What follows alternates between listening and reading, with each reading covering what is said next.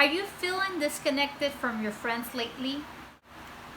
Have you felt more and more disconnected since you started social distancing? I feel you. I've been there as well. And I have in this video today 4 tips for you on how to maintain your friendships during social distancing. Hi, my name is Giselle Loaiza, and I created this channel for women like you. Women who are looking for practical advice to live the best lives that they can. Now, let's get started, shall we? Tip number 1, check in with your friends regularly. I'd say your closest friends, check in with them at least once a week, I'd say. And that's via text message.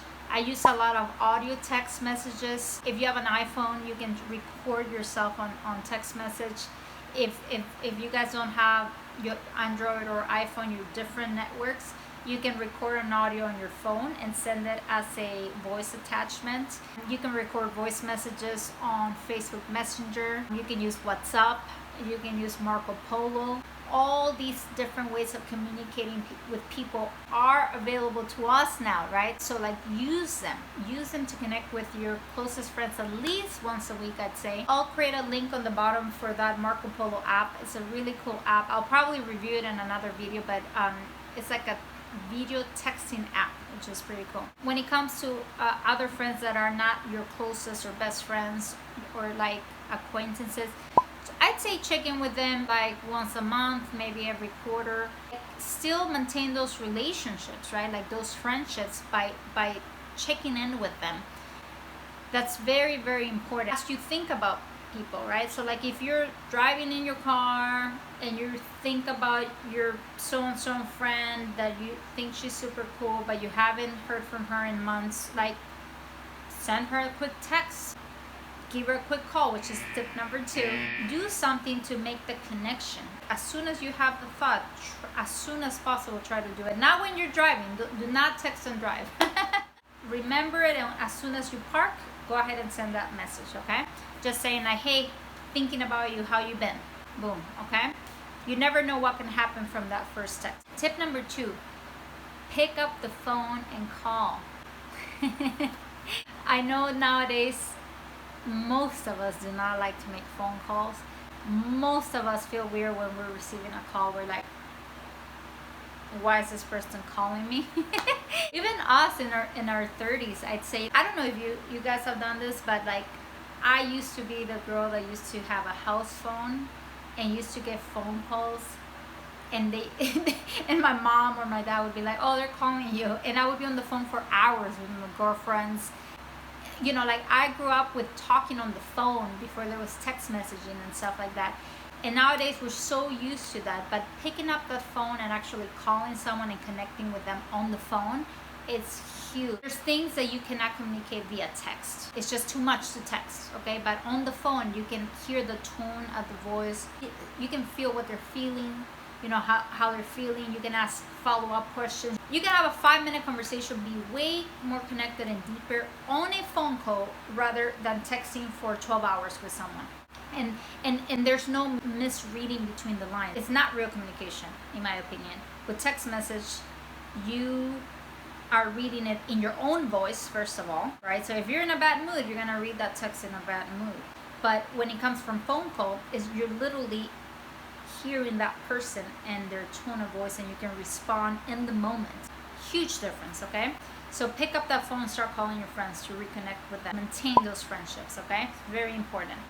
Tip number 3, replace coffee dates, lunch dates, dinner dates with virtual meetings. I know it's not the same. I've had that complaint as well, like, it's not the same, right? But you know what? It's better than nothing. It's better than not seeing those people's faces that you love. Schedule that, you know? Take the time to be like, hey, I haven't connected with you. Let's catch up. Let's try a Zoom meeting. Let's try a Facebook room meeting. I really like Facebook rooms. If you're friends on Facebook, do that. It does make a difference to be in front of the person where you can actually see their body language. It's connecting at another level, okay? That's gonna maintain those friendships during social distancing. Tip number 4, If you have any hobbies you want to start this year that you would have done with friends, do it virtually. Like this year, for example, I started working out. I didn't want to work out alone. So two things. I did it because I wanted to stay accountable, and I wanted that social interaction with other girlfriends. Like that saying, I'm killing two birds with one stone. That's what I'm doing, okay?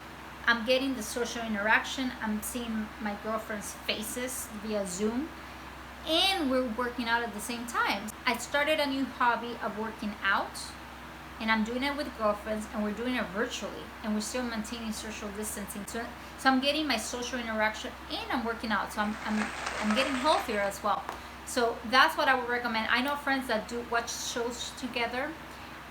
One girlfriend of mine, she did a karaoke night, and it was so fun. Like, I did not even sing. I just attended and was watching them sing, and we were having conversations in between singing. So it was super fun. I had another invitation that I did not attend, but it was an invitation of girlfriends dancing. Like, you getting ready in your best outfits and you're like dancing together via Zoom. I know it sounds crazy, but trust me, after months of social distancing, those interactions will maintain those friendships.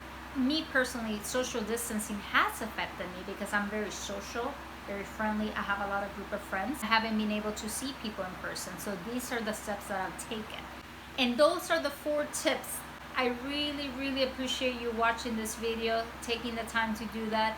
I hope it made a difference for you and what you're dealing with. And now maybe the time to reconnect with old friends. So I want you to check out a video either here or here, here or here, I don't know where it'll go, that I made on how to reconnect with old friends. And again, thanks for being here, and I will see you in the next video. Bye-bye.